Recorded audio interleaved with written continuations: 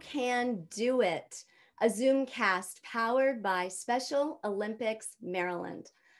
I am one of your co-hosts and co-producers, Nick Stearns, and I'm very happy to be here tonight.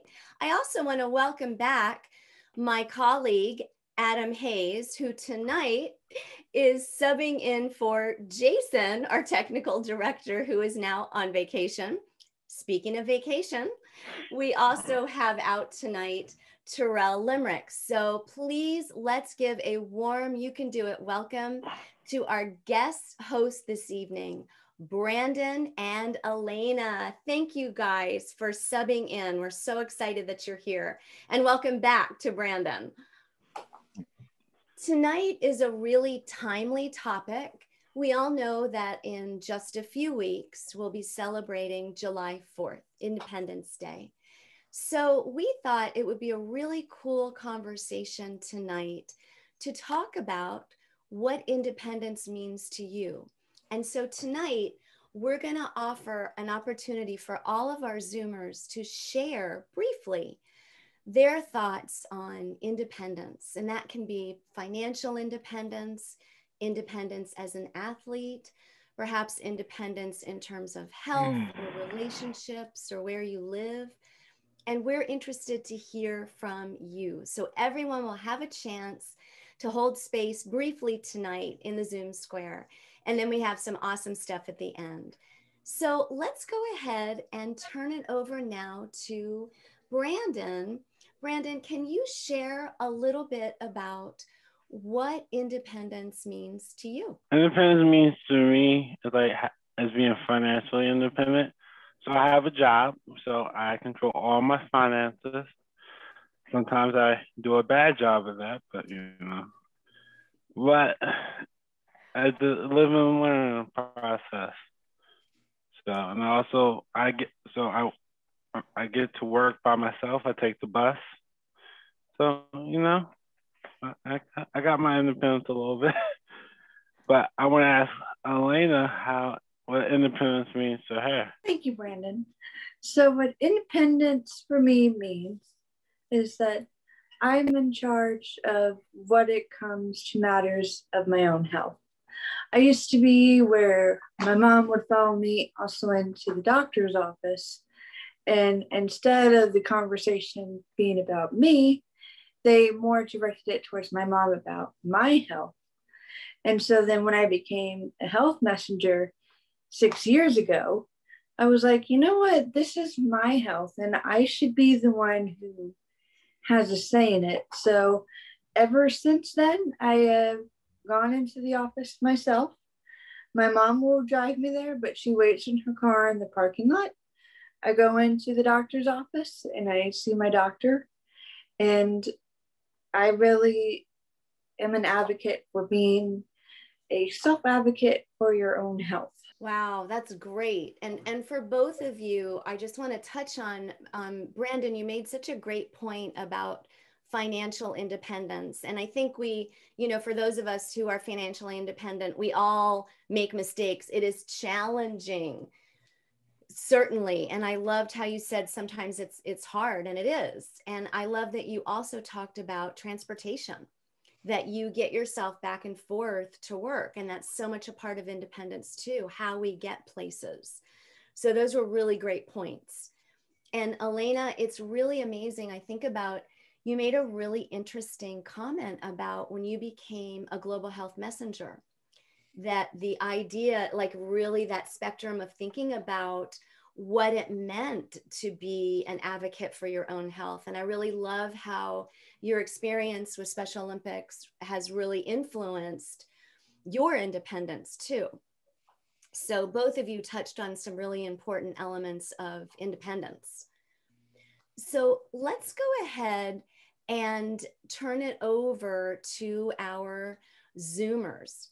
And we'd love to hear from you guys and you to share some of your thoughts on what independence might mean to you. And as always, we do our very best to get everybody on, and I'm seeing a lot of hands. So I'm going to go with, we'll go Sierra, Amanda, and Melissa to start.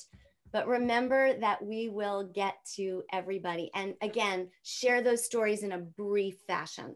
So let's go ahead. Sierra, you've got the Zoom square. What does independence mean? So independence means having freedom, having your fighting for your own right, fighting for your own freedom to have your voices heard.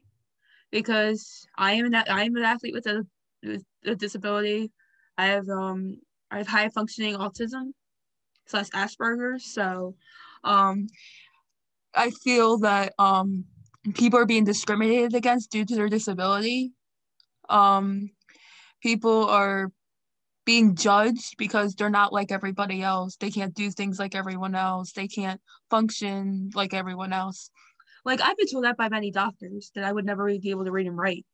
I would never be able to talk. But I proved the doctors wrong, and God gave me all that I could, you know. And so Sierra, what I'm really hearing, and what I love that you just nailed it when you said it was about freedom. Yes. And your freedom to sort of move yourself forward, to advocate for yourself, again, sort of circling back to that connection. Also self-independent, about being self-independent too. Right. No, that was great. That was a great point. All right. Thank you, Sierra. Let's give a round of applause to Sierra. We've got a pretty deep conversation getting ready to roll tonight, you guys. This is a really powerful topic. Next up, we want to hear from Amanda, and then Melissa and Joe. So Amanda, you are up. What does independence mean to you? To be more independent. Absolutely. And can you think of one way in your daily life that you're more independent? Showering. Well, taking care of your body, right? Yeah. Excellent. Great point. Thank you, Amanda. That was a really important point. All right, next up we have Melissa. When I was in preschool or school, they said I had to have speech therapy, and it was my freedom to speak English, and they gave me language because I didn't know anything how to speak. Well, thank you for sharing that. Elena or Brandon, any follow-up thoughts about having speech therapy and that connection between independence? When I was in elementary school for middle school, I always had speech therapy. And like I didn't think there was anything wrong with the way I spoke. I hate when people would snicker after I would say something. So I felt like, why are you snickering? But eventually I overcame my speech impediment. I couldn't pronounce TH right. I always pronounce it as the F, and let's just say certain words were terrible with me. Disability, yeah. And Melissa, I can relate too. I myself, until I was at least 2 years old, many people thought, because I haven't spoken yet, they thought I was going to be nonverbal or mute. So then at the age of 2, I started taking speech classes, and ever since then, I've just never stopped talking. And, you know, I think, Melissa, you bring up a really important topic, really, that's connected to independence, which is the idea of communication. And for some of us, it's through speech. For some of us, it's through, you know, texting or writing. For some people, it's through sign language. For some people, it's just through some body movement. But the ability to connect and communicate is so part and parcel of being independent, because that, again, circling back to advocacy, getting our needs met is so key. And we do that either through speaking or through the written word. But one way or another, we find our way to share our voices, however that manifests. So I think, Melissa, thank you for sharing such a personal story. Other people can relate to you as well. So that was really powerful. Thank you. Round of applause for Melissa. And let's go. We've got Joe, Marty, Derek, and Shelby. So Joe Wu, you are up. I've been advocacy for leadership program. As a speaker, all the special Olympic athlete, I'll be like a Google Messenger because I want second be like training a special Olympic leadership program like Alan because I like my training, my being in front of myself. Actually, my health, I have diabetes. I have taken myself. I'm an insulin every single day, and I'll take medication all the time. And right now, be healthy. Anybody, I'm trying to help anybody out. Some people have diabetes. I try focus diabetes, speak out diabetes program for health efficacy for diabetes. Wow, that's some powerful stuff. Elena or Brandon, any follow-up questions? That's huge, Joe. I agree with you, Joe, especially that you're taking the role and teaching more athletes about diabetes, because sadly there are many of our athletes out there who are either pre-diabetic or diabetic. So it's nice that they have a friendly face that they can go to, to say, hey, you're not alone. And, diabetes, it is scary, but if you understand it more, then your fears will eventually go away. Yeah. And good on you, Joe, for taking your role as somebody who's independent about their health and really encouraging and inspiring others to do the same. Awesome. You guys are rocking it tonight. This is such a great show. What an awesome conversation. All right, Marty, we want you to add to this conversation tonight. What does independence mean to you? Control, influence, and support, and then aid or the like of others. Those are all so important. That is absolutely so true. You hit on so many important things. But is there anybody else who would like to share by raising their hand? Okay, good. So we've gotten to everybody. So again, I want to encourage you, please type it in the chat if you have a comment that you want to make. I'd like to turn this over to Adam. Actually, before we do that, I'm not sure if all of you guys know, I have 3 kids. So they're 25, 23, and 19. And we do have one who, in our family, we call her the independent human. So she is independent. She's out of the house. She left for college and just kind of never came back. And this is actually her old room. So on the other side of independence, it's one of those things where I'm so happy and proud of my child too, because I know it's hard. So, and speaking of it being hard and sometimes a challenge, I want to turn it over to Adam. He has a question for all of us to think about and to share our answers. So Adam, you've got the square. So I wanted to ask everyone, independence is can be a really scary thing for all of us. So how have you overcome your fears of having to become more independent in life when no one else may be around to help? It's a great question. Brandon, do you want to start it? And then we'll go to Elena, and then we'll open it up if people feel like they want to share. Brandon, How about you? So, like I said, I pay for everything I want. Now, sometimes I don't think long term. I think for immediate gratification. Like, I have all this food in my house right now. And today, after we rehearsed, I ordered a pizza. I have cereal, I have chicken. I could have easily cooked all that. I just ordered a pizza because I wanted a pizza. Now, should I have? No. It was just something I wanted.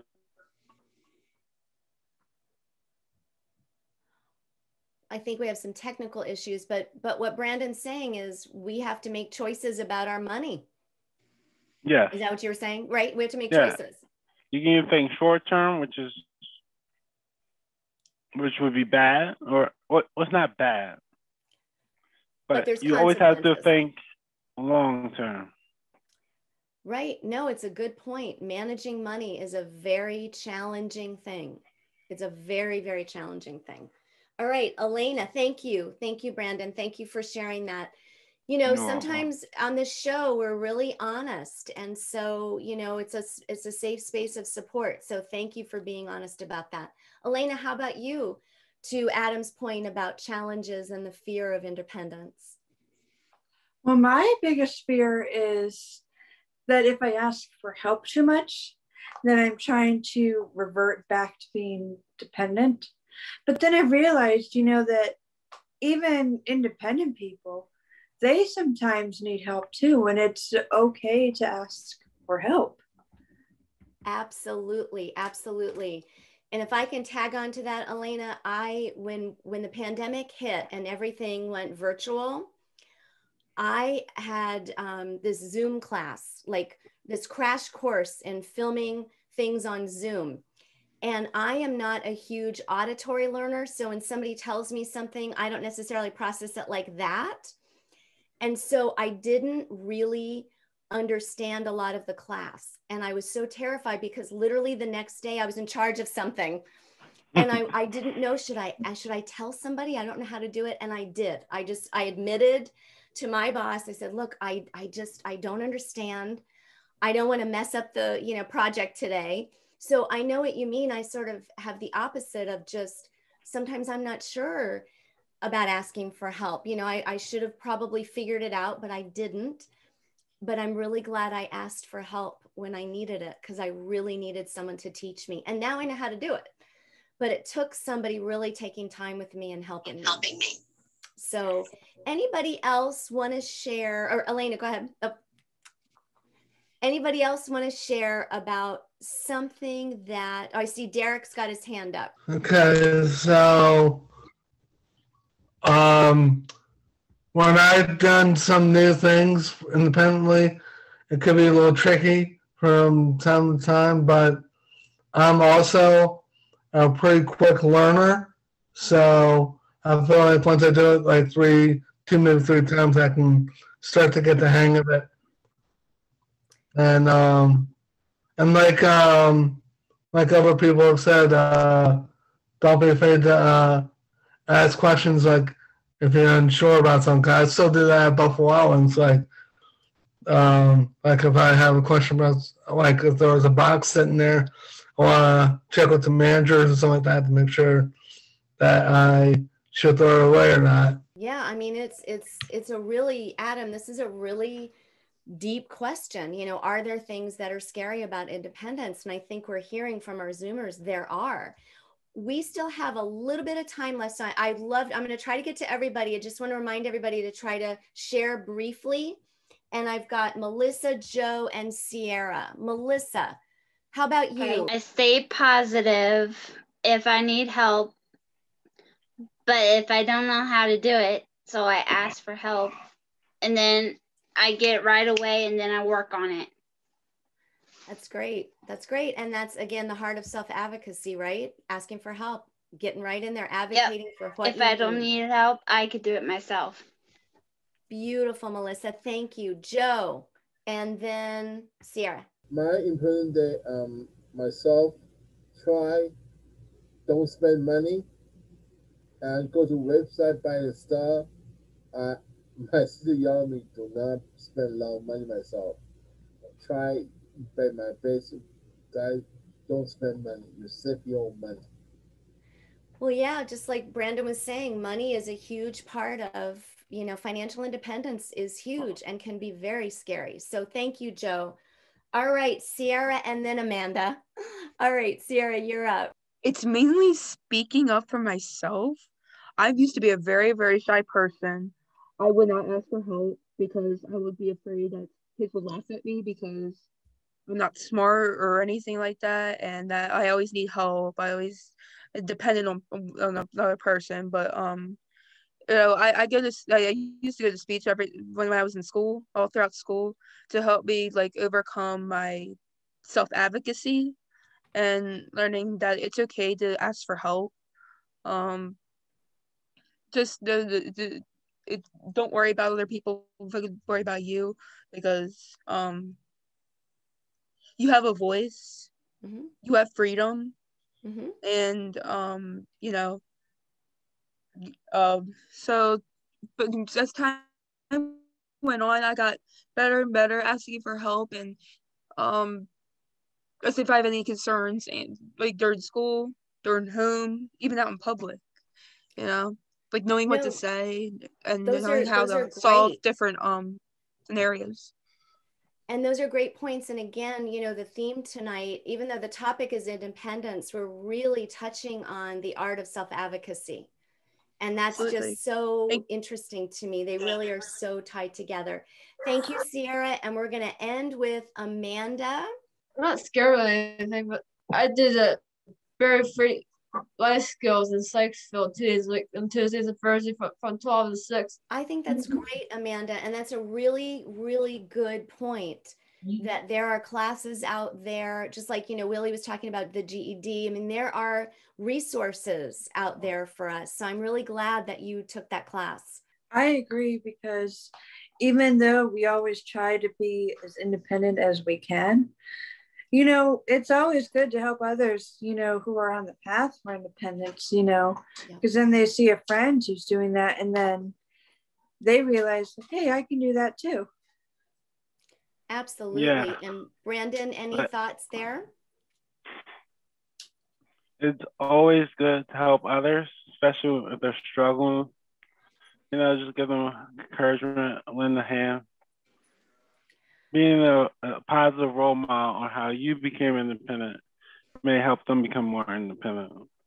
You know, I totally agree. And I think that's a great place to sort of end our conversation tonight, is how wonderful it is for all of us to be working on our independent skills, to be independent, but even more wonderful that we use those skills to help others.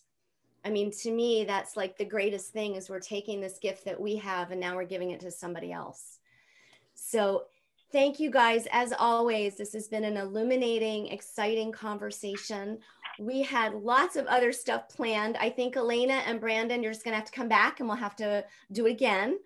But I wanna make sure I turn it over now to Elena as we get ready to do our close. When are we gonna be back? We'll be back again in 2 weeks. Be there or be Zoom squared. Woo. Awesome. And Brandon, any thoughts?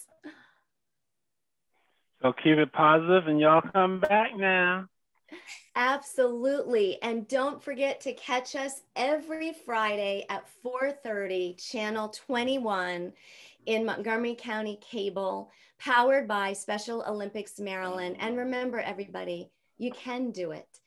And just for fun, since we know we've been talking about independence and July 4th is coming up, as we close our show out tonight, can we all make fireworks sounds? All right. And, oh, and one on 3, can we say happy birthday first to Marty? 1, 2, 3. Happy birthday, Marty. Happy birthday, Marty. Thank you. Ready? 1, 2, 3. Thank you. Thank you. Thank you. Thank you. Thank you. Thank you. Thank you, everybody.